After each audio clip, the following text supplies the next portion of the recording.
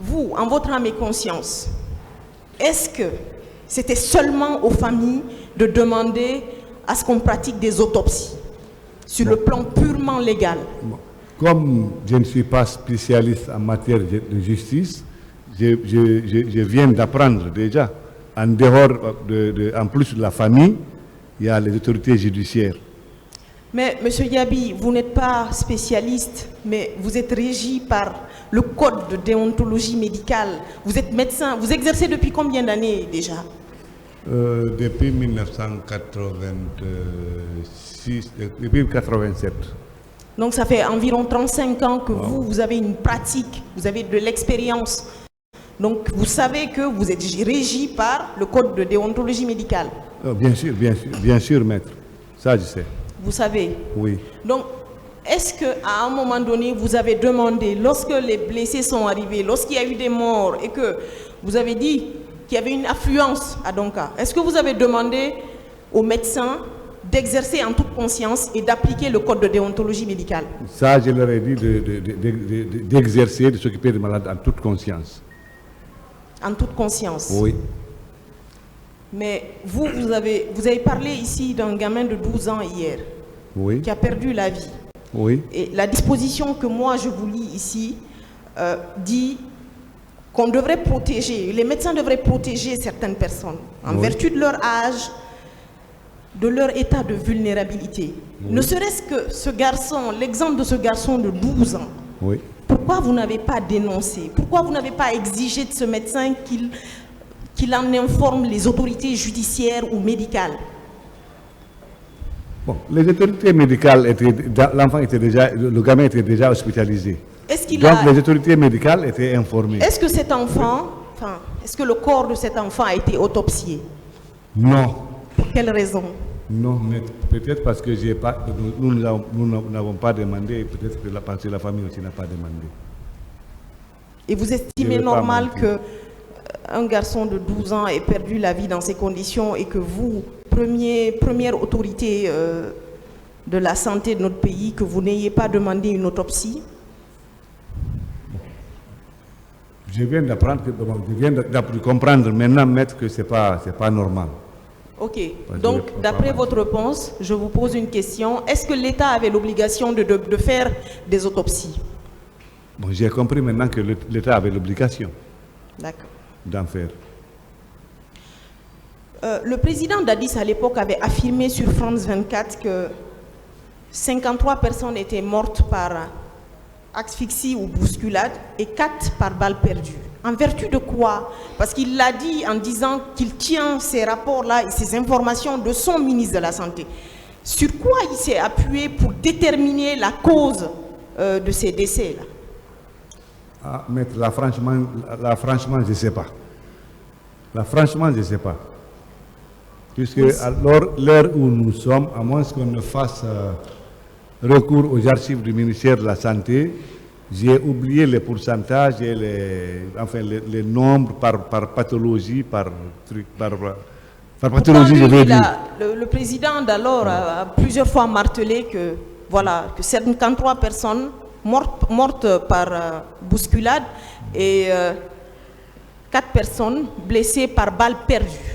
Donc j'estime que ce rapport, il doit y avoir une autopsie qui a été faite sur ces corps-là. Aucune autopsie n'a été faite, maître, je ne vais pas vous mentir. Et sur quelle base alors? Aucun rapport, même médical, n'a été remis à la Commission nationale d'enquête, vous, à votre connaissance? Non, il y a des rapports médicaux. Les rapports médicaux existent. Ah bon, on peut faire des rapports médicaux pour un mort? Moi, de ma petite expérience, je sais qu'en général, c'est l'autopsie ou le rapport médico-légal pour des personnes décédées. Moi, là, je crois que c'est des rapports médico-légaux. Donc, on ne vous a jamais demandé de produire des rapports médicaux pour la Commission nationale d'enquête? Non.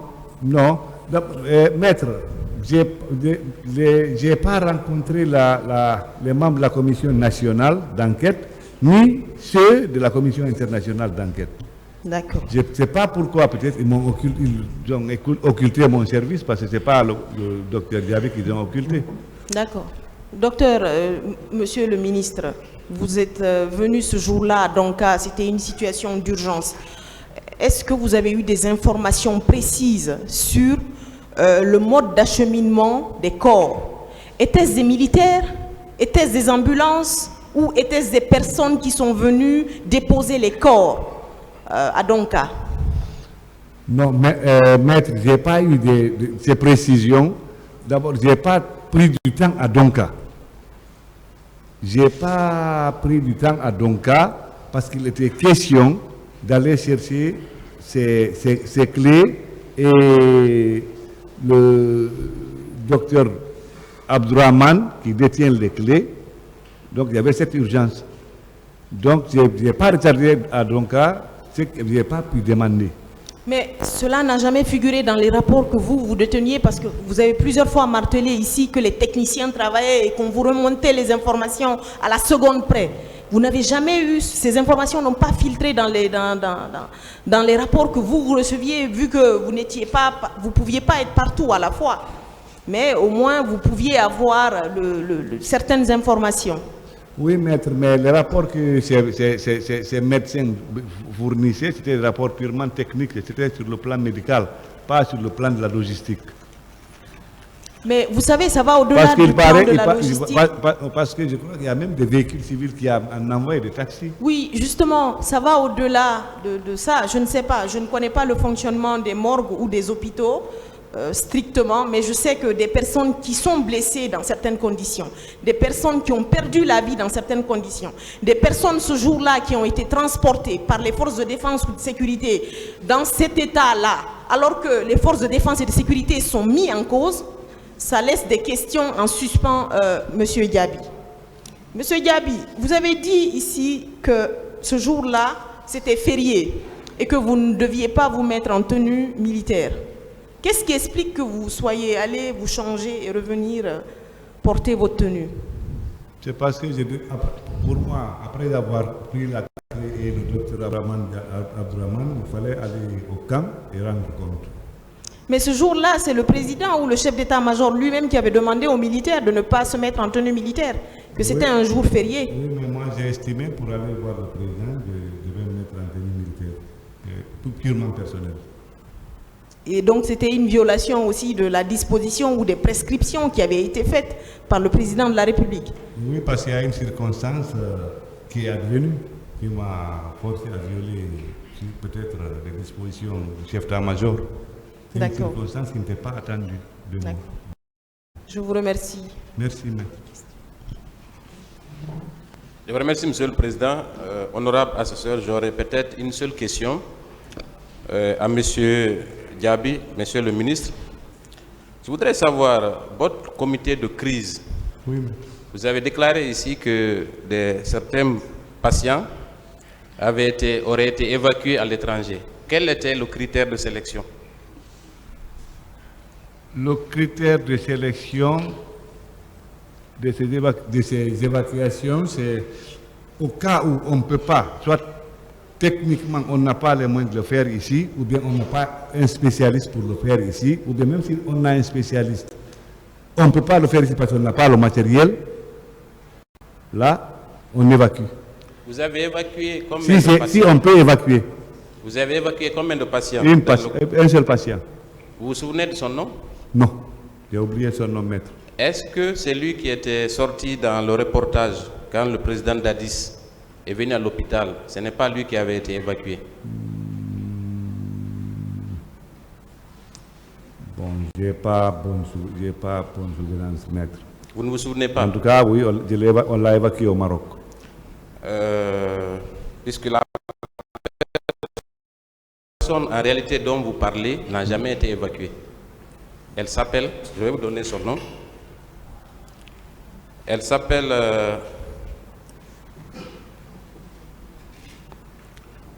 Alpha Oumar Bari. Quelle personne? Oui, c'est le patient qui était censé la promesse, vous aviez tenu une promesse à un patient pour son évacuation sanitaire à l'étranger. Il s'appelle Bari Alpha Oumar. Vous n'avez jamais tenu votre promesse, mon colonel. Pourquoi? Ah, maître, moi, je crois, j'ai évacué une personne. Très bien. À l'hôpital Elle n'est de pas partie, spécialité. mon colonel. À l'hôpital de Et je vais vous spécialité de dire Rabat. dans quelles conditions vous lui avez promis l'évacuation. Parce qu'elle a parlé... Est-ce que nous parlons de la même personne? Oui, nous parlons de la même personne. Celle que le président Dadis, avec laquelle le président Dadis a échangé quand il est venu à l'hôpital pour s'enquérir de la situation sanitaire des blessés qui étaient à l'hôpital. Elle s'appelle Barry Alpha Oumar. Elle est sortie dans les ondes. Elle est sortie à la télévision nationale. Elle a échangé des propos avec le président Dadis. Vous l'avez soudoyé. Vous avez promis son évacuation à Dakar pour qu'elle accepte de raconter à la face du monde ce que vous vouliez. Voilà comment vous avez procédé, mon colonel. Vous avez demandé à un des membres de votre cellule de crise de chercher un malade, un patient, pour que lui, qu'il soit préparé à tenir un discours pour faire bonne figure à l'arrivée du président Dadis et du président Blaise Compaoré. Voilà ce que vous lui avez appris à dire. Je vais vous lire son procès verbal. Il s'appelle Alpha Oumar Barry. Il s'agit du procès verbal en date du 5 avril 2011. À la deuxième page, voilà ce qui est écrit. Peu après, un individu est venu renvoyer les médecins qui étaient auprès de moi avant de me dire d'accepter de coopérer moyennant une évacuation sanitaire à l'étranger, une évacuation sanitaire à l'occasion de l'arrivée du chef de l'État. Après avoir donné mon accord, il m'a appris à dire ceci devant le chef de l'État et en face des caméras de la télévision.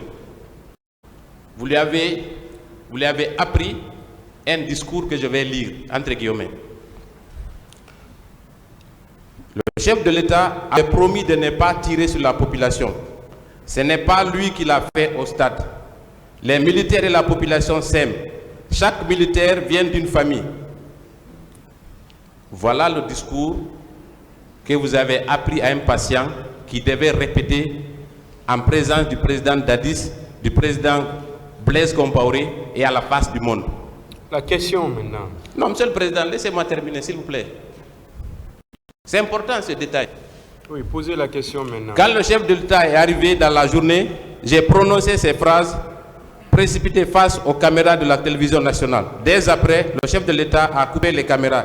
Il m'a demandé mon nom et a ordonné aussitôt au ministre de la Santé qui était à côté de procéder à mon évacuation sanitaire à danger. Celui-ci m'a tenu une promesse, mais malheureusement, il ne l'a jamais respectée.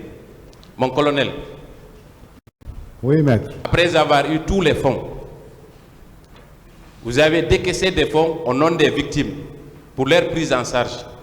Non seulement vous ne les prenez pas en charge, mais pour faire bonne figure, vous promettez à ces patients l'évacuation sanitaire et vous leur apprenez même des discours. Vous pensez que ce n'est pas cynique? Maître. Je vous laisse avec votre conscience. Je vous remercie, monsieur le président. Monsieur Diaby. Oui, maître. Dans vos déclarations entre hier et aujourd'hui, j'ai noté des contradictions. C'est pourquoi je vais vous poser peut-être des questions pour avoir des précisions. Premièrement, en partance pour Koya, hier, vous avez dit, ça a été noté dans le primitif, et c'est même enregistré, que vous avez été appelé par la directrice de l'hôpital Donka. C'est à la suite de ça que vous avez rebroussé chemin. Aujourd'hui, ici, vous avez dit que c'est le colonel Oumar Sano qui vous a appelé. Et à votre tour, vous avez appelé la directrice. Entre les deux versions, laquelle on va retenir? Maître, je vous ai dit ceci. J'ai dit, pardon, au tribunal ceci. Le premier coup de fil, c'est le colonel Oumar Sano, à l'époque chef d'état-major des armées, qui a demandé ma position. J'ai dit que je suis à Koya. D'ailleurs, je lui ai dit que je suis à Koya. Il dit, qu'il y a eu des problèmes au stade, il faut envoyer les ambulances. J'ai appelé, c'est un moment quand on a raccroché, j'ai appelé la directrice de Donka. Je lui ai ordonné d'envoyer les ambulances de Donka au stade. Donc, nous avons...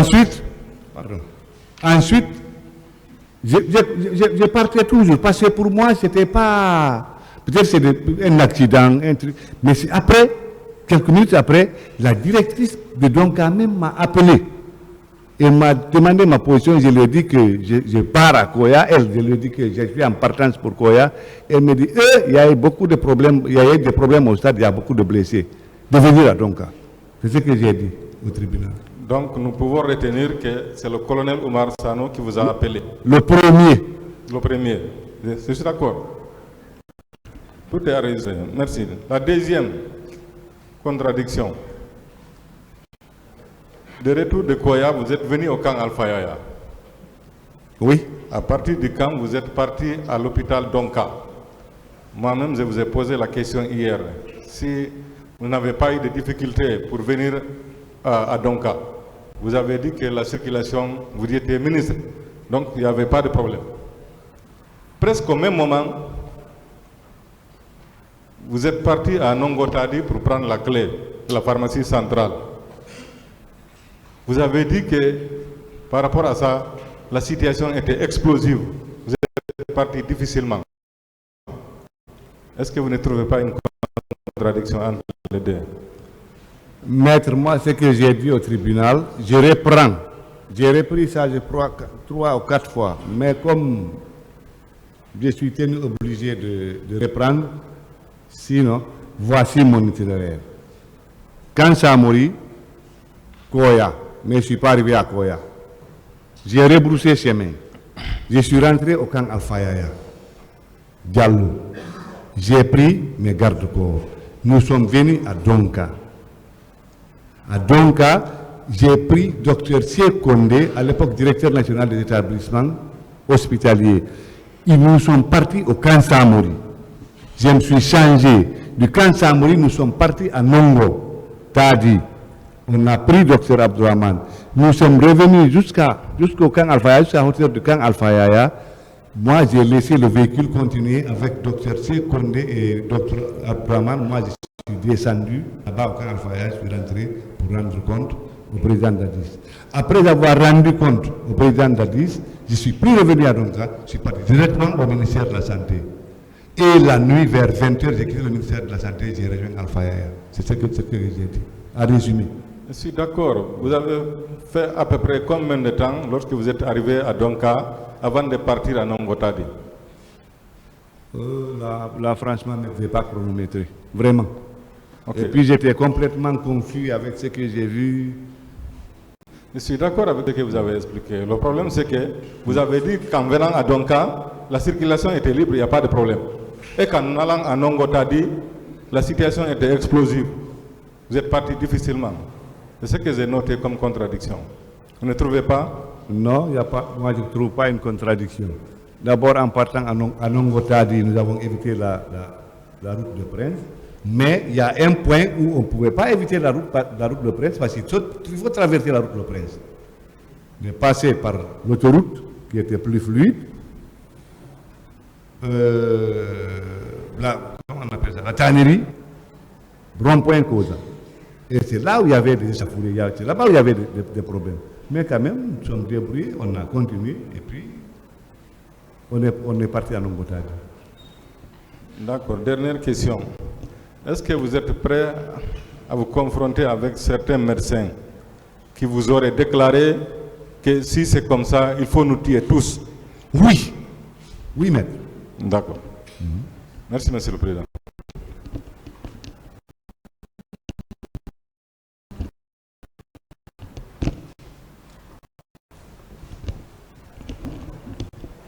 Bien. Docteur Diaby. Oui, maître. Colonel de votre État, n'est-ce pas? Oui. Bien. Il y a un enregistrement. Vous me suivez? Oui, je vous suis, maître. Bien. Il y a un enregistrement de commandant Toumba Diakité. Dans l'enregistrement, il affirme que la troupe ne peut pas sortir, aller en mission sans l'ordre des supérieurs hiérarchiques.